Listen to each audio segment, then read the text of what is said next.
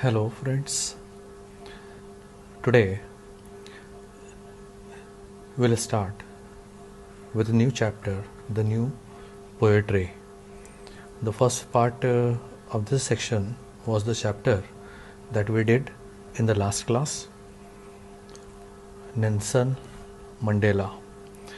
And now, today we will do the poetry part of it. It's a tiger in the zoo. Now, before going into the detail of the poem, let us first understand what is the meaning of the title. Why writer is saying a tiger in the zoo. Now, when you listen to this word tiger, what comes to your mind? The first thing that comes to your mind is the freedom. Now, what is the freedom? The freedom that the tiger enjoys. You imagine a picture of a tiger, then you must imagine a very deep forest, the long grasses, and the fearful, the sight of all other animals. And when he is walking unafraid of everything. So, if I gave you an opposite picture, then this gives a contrast in the title. So, a tiger that represents freedom but is in the zoo, and zoo, it represents imprisonment, something that should not be done. So the title itself is give you a kind of an irony. So you can say that title is ironical. So being the ironical title, the poem is going to be a very interesting one to read. Now, before coming to the first stanza, I would also like to go a bit of a detail into the writer. Now, this writer, when you say it's Leslie Norris. Now, Norris, what commonly known as George Leslie Norris, he was the Welsh writer. When I say Welsh, then I want to say I want you to know and imagine United Kingdom. So it's Wales, commonly called Wales, and the people there are Welsh, right? So he came from, of course, a good family, and post-war period and pre-war period. So when we say the writers post-war period or the pre-war period, so they are talking of the World War. So he was born in 1921. So we can say that his poetry became famous after World War II. Now, to pronounce it rightly, George Leslie Norris, and of course he comes in the category of all the great prize winning poets, and he is considered not only as the best poet in his homeland, but in most part of the Europe, like Finding Gold, The Loud Winter, Phoenix, that Living Poet series, Ransoms, many more. This what we are going to study, a tiger in the zoo. So when we study this kind of poetry, we could understand the history of that time. It is said that this poetry was written and the time was Great Depression. You know, the post-war depression. When we are saying that depression, it is the economic depression and the collapse of the economical institution thereby created lots of unemployment. So when the country is in the scarcity, then you won't produce poets. Even in scarcity, if you produce poets, then they must be the great people. So he reflects the concept of freedom using the same creature, the same animal, the tiger, and he gives the contrast of the tiger who is wandering freely in the forest, the tiger that you imagine, the tiger that I asked you to imagine. But the tiger that the poet is representing in his poetry is devoid of all what you are imagining, and you will see that he is all entangled in a house that is known as cage. He is imprisoned. He is not born to be caged. He is not born to roam in couple of meters. He is made. When I say made, I mean that he is created. He is evolved because of the freedom, because he can run fast. Now,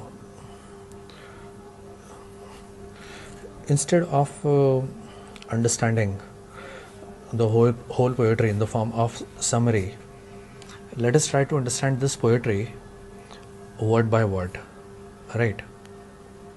So I suppose that you all must be having the books, and if you don't have the books, don't worry, we are online. So I make myself a small, let me do it, and now on your screens,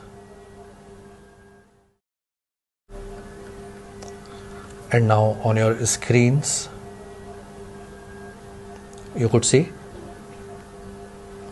yeah, now the poem.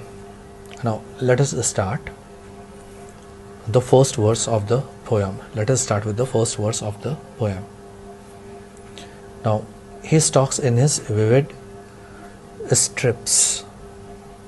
Now, you are free to say stripes, but let us more towards the neutral accent. He stalks in his vivid stripes. Now, he stalks. When we are saying stalking, so stalk कहते हैं ना कि वो हमको stalk कर रहा है. Now, stalk means to follow, and he stalks in his vivid. So here, to follow means to walk. When you follow someone, you walk. So here, he stalks in his vivid strips the few steps of his cage. Now, writer in the very first stanza wants you to imagine. That's why he is using this visual imagery. Now, he stalks in his vivid strips. Now, the vivid strips, the strips of the tiger, as you can see on the screen, the strips, the long strips, the dark strips. So the tiger is what you see, the yellow and the dark, that black strips. So that yellow, that yellow part, and the vivid, that gives a kind of a golden. So stalks here means he is walking, but he is walking where? His walk is restricted, and his walk is restricted the few steps of his cage, the few steps that he is taking only in his cage, because he is imprisoned. We are talking of a tiger in the zoo, and we are trying to understand the plight of the tiger in the zoo. Now on pets of velvet quiet. Now on pets of velvet quiet. Have you ever noticed what is velvet? When I say this word velvet, again imagine something soft comes to your mind. So it's yellow, velvet. The Have you ever noticed what is velvet? When I say this word velvet, again imagine something soft comes to your mind. So it's yellow, velvet.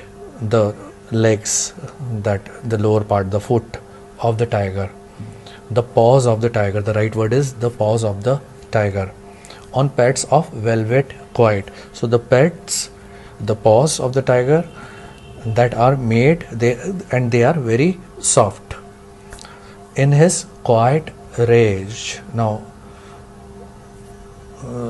you can say that oxymoron is used, quiet rage. Now when you see this word rage, what comes to your mind? The first thing that comes to your mind is somebody very angry, shouting and yelling, and you know all the gestures of rage. So what writer is saying, that this tiger is walking, and he is walking simply, covering the entire area of the cage. So you can imagine what that cage is. That cage is not bigger than your classroom in schools. It's so small, and in that small cage, that this tiger, who is known as the expression and the representation of freedom, is walking and is walking. So when tiger is walking, you can see the walking of the tiger, and you will find that he is not walking in rage, he is walking in his freedom, he is walking in his total capacity.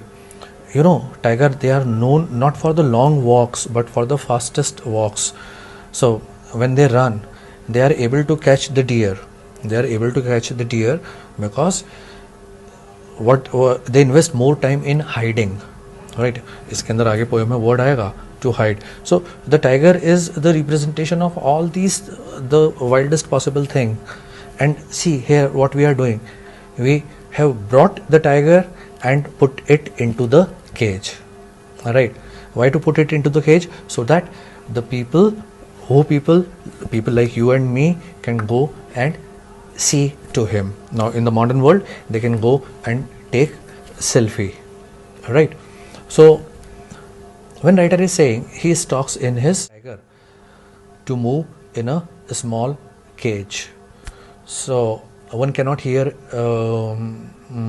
the stalking of the tiger, because when tiger walks, it must make a noise. But here in the cage, it is not making any noise, because it's so small, and he is walking very quietly, because his paws, they are so soft. So when he put them on the floor, it is not making any noise. So one cannot hear his footstep, because he has very soft feet, like those of velvets. And the tiger is angry, but he couldn't show his anger. He couldn't show his anger because there is no one who could listen to his anger. So he is walking quietly. So don't think that he is very happy. He is walking quietly, but look at his face. He is angry because he is not having the freedom for which tigers are meant for. So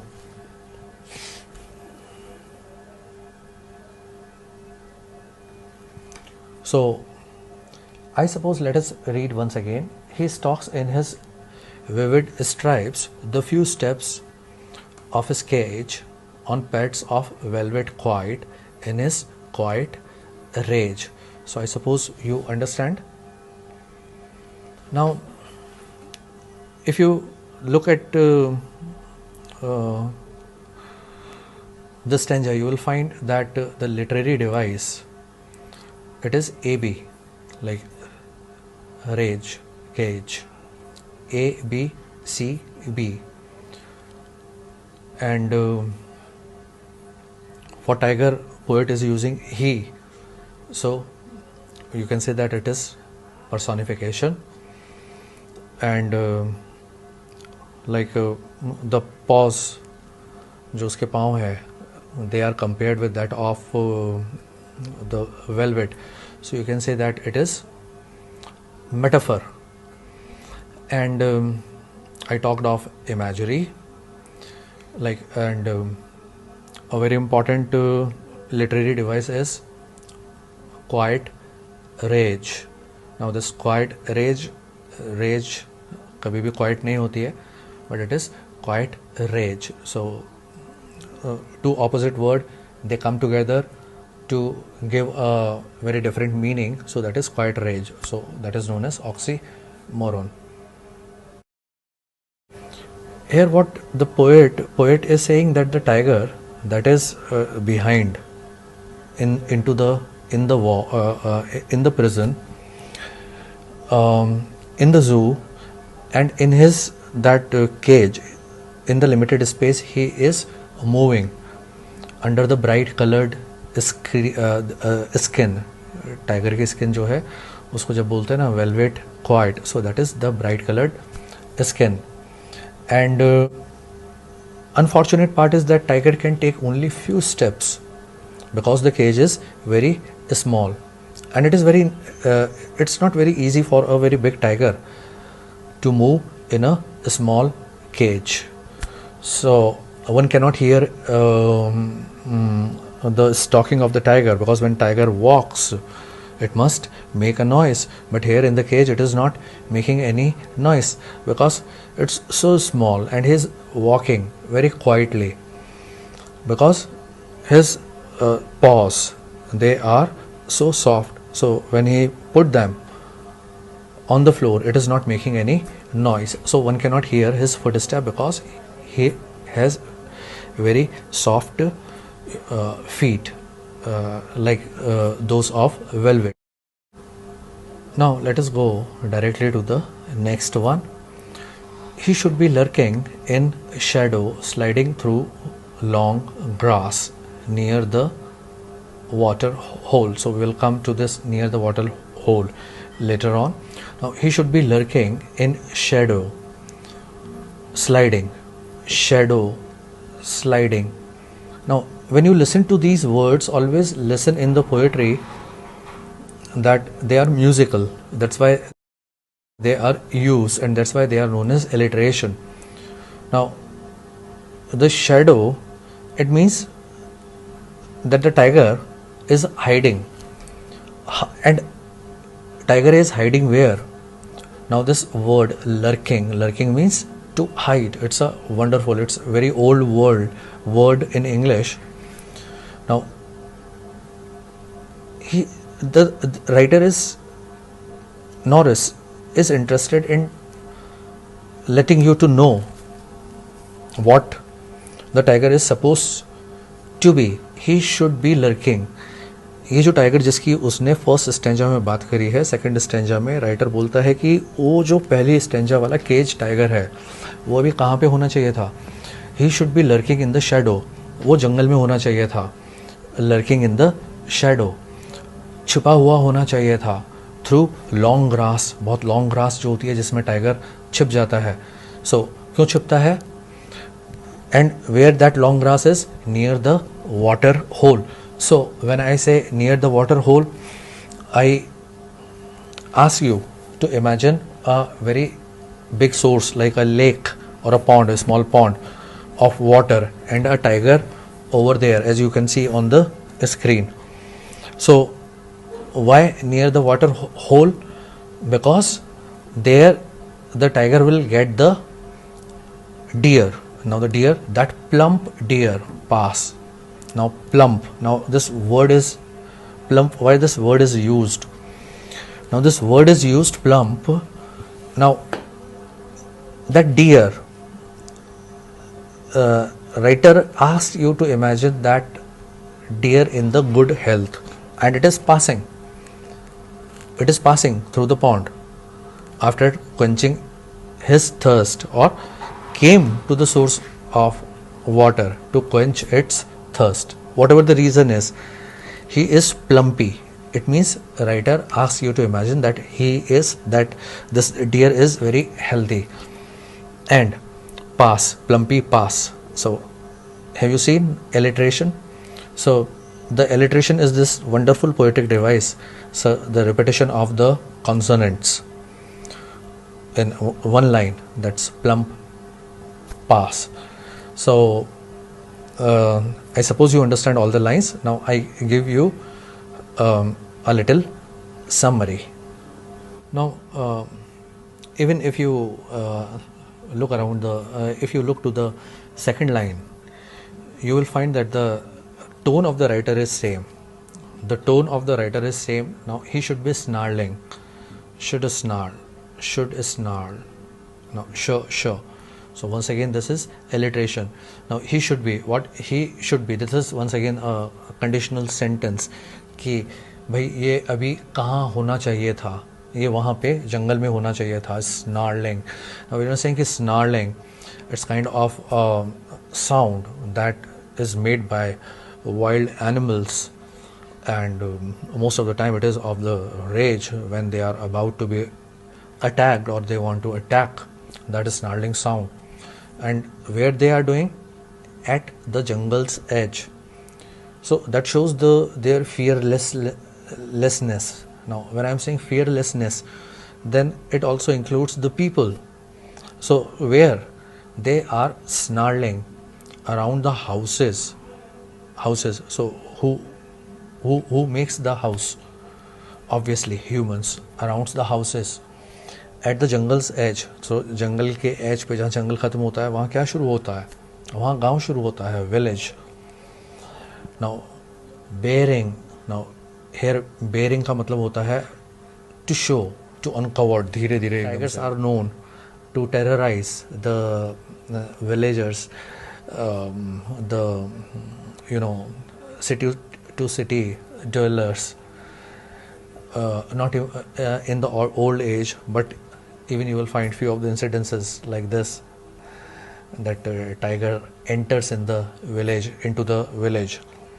Now it is very common when the people are into the houses, like in this lockdown. So the tiger is supposed to threaten anyone that he wanted to threaten. Now again he is coming to his first tiger. Now in the last lines we have seen writer explain in contrast with the tiger that he called his tiger. His original tiger was the tiger in the cage, the tiger that he is talking in the title. So now again he has come to that tiger who was caged. So what he is saying, that but, so what in the above line writer is saying, that the tiger is supposed to be threatening the people. This tiger is supposed to be doing the shikar of the mota hiran, right? But he is not supposed to be caged. So again he is saying ki but the tiger that he is talking, the writer is talking, he is the tiger, but he is locked in a concrete cell. Now cell का मतलब होता है एक cage. जैसे जो कैदी होते हैं ना, उनको जब जेल में रखते हैं तो हम बोलते हैं कि उसकी सेल का नंबर जो है वो ये है, सेल का नंबर, एक बहुत छोटी सी कन्फाइंड प्लेस। सो जो केज होती है वो भी एक जेल की तरह ही होती है। आप देखो केज का जो शेप होता है वो और जेल का शेप बिल्कुल एक जैसा होता है। तो टाइगर जब केज होता है या जब इंसान को जेल होती है तो वो एक जैसी होती है। Now but he is locked in a concrete cell. Now concrete, a very strong concrete cell. स क, तो यहाँ पे एलिट्रेशन नहीं होगा. His strength behind the bars, and his strength, whose strength? The strength of the tiger, stalking the length of his cage, ignoring visitor. Stalking means walking. So again writer used the same word, stalking the length of his cage. वो जो छोटा सा उसका cage का area है उसी में उसको घूमना है. Ignoring visitors, why he suppose to ignore visitors. अच्छा, इसको ऐसे समझो कि क्या आप ट्राई टू अंडरस्टैंड, इसको ऐसे समझो कि क्या आप लोग रोज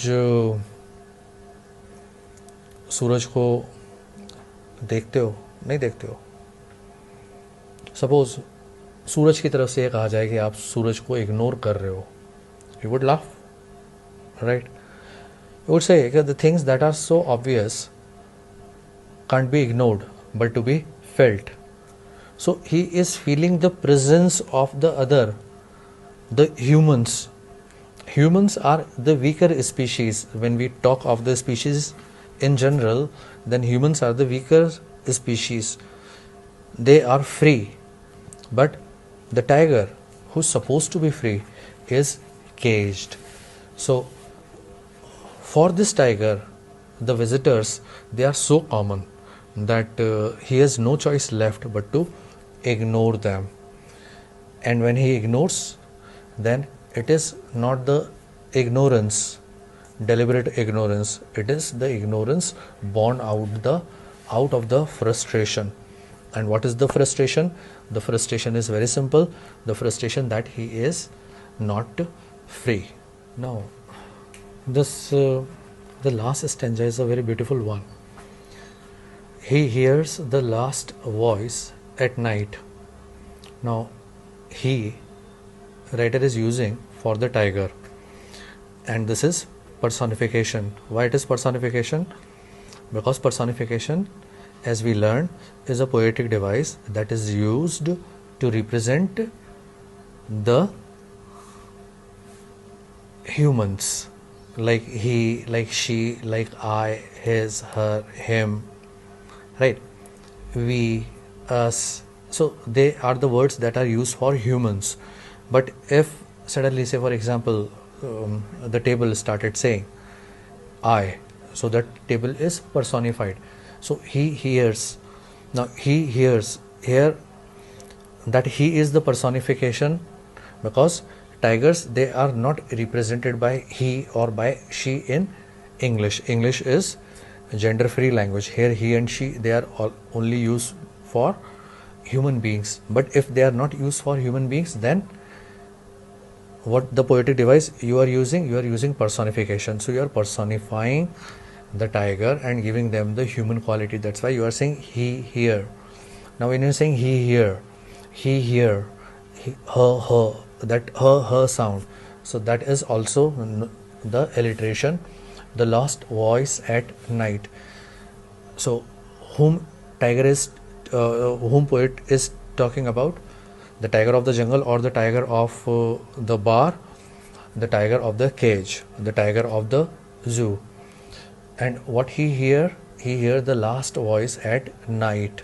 Now the last noise of the reason, the patrolling cars, patrolling the security cars, and stares with his brilliant eyes at the brilliant stars.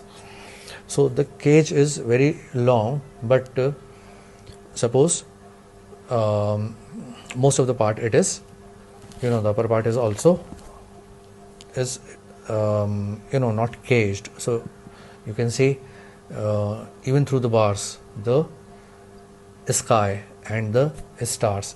So patrolling का मतलब क्या होता है?